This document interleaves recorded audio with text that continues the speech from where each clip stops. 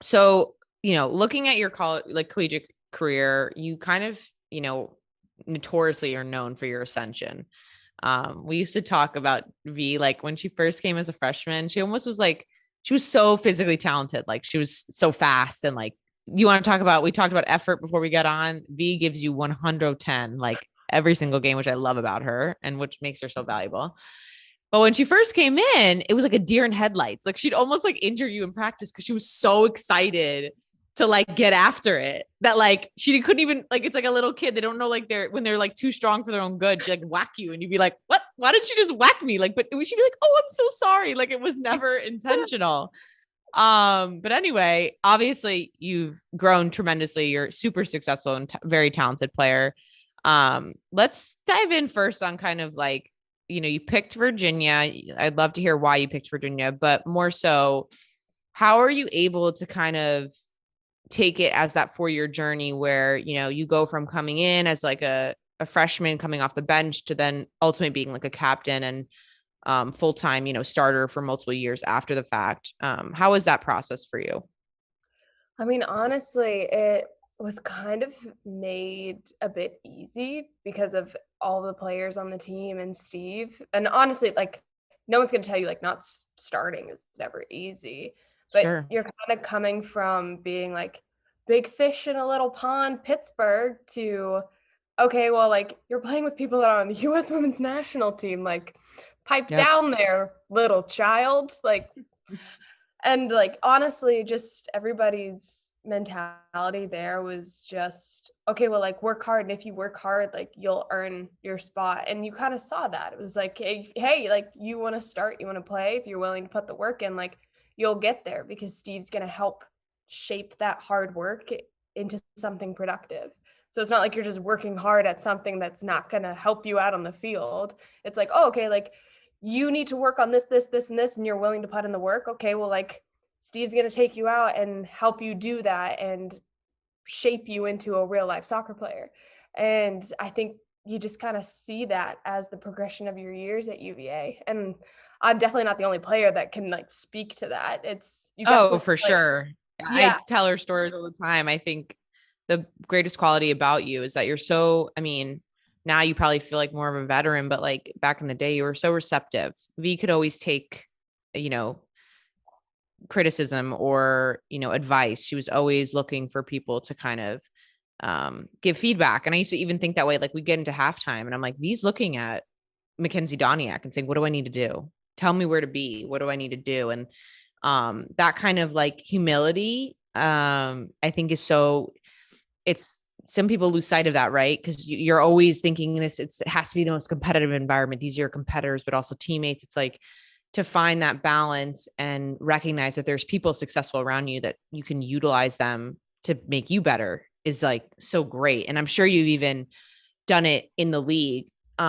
We also were curious. I mean, I would say like it's actually at Virginia. I feel like for our program, it actually is like just great to get on the field as a freshman. I think, we had players like Danny Colaprico, which is like crazy to think about, like barely playing as a freshman. You're like, how is that even a thing? But that's just kind of how the program had been for a while. So I wonder with you, like as the college game is transitioning, it's obviously a lot easier to transfer. And like you said, no one really wants when you get to a program, no matter if it's UNC or Virginia, what you want to play. How was it your first year? Did you were you, I mean, again, like, do you feel like it was like, did you ever have a thought of like, ooh, can I make it here? Or was it always like in your head, like, okay, all I have to do is set smaller goals and eventually I'll get to that being that full-time starter and impact player? How did that process work for you? yeah, honestly, like I never really crossed my mind of transferring. Like there were definitely Yeah, games, times where it was more difficult, like say you didn't get a lot of minutes in as a sub or whatnot. sure. But yeah, even like my first year roommate transferred. So she was Oh like having yeah, thoughts and Steph, I talks. remember. Yeah, she was having those thoughts and talks of transferring, and never once in my mind was I like, yeah, I need to transfer. I need to get out of here. No, I was always like, no, like I have so much to learn here. And I was like, Yeah. look at all these players, like look how well they're doing. And I very much felt like I was invested in as a player and like was there to develop, not just to be like, okay, like I'm here just having fun on the field. It was like, no, no, no, like I'm gonna fight for a spot. And I see that future for myself. That wasn't like an unattainable goal for me.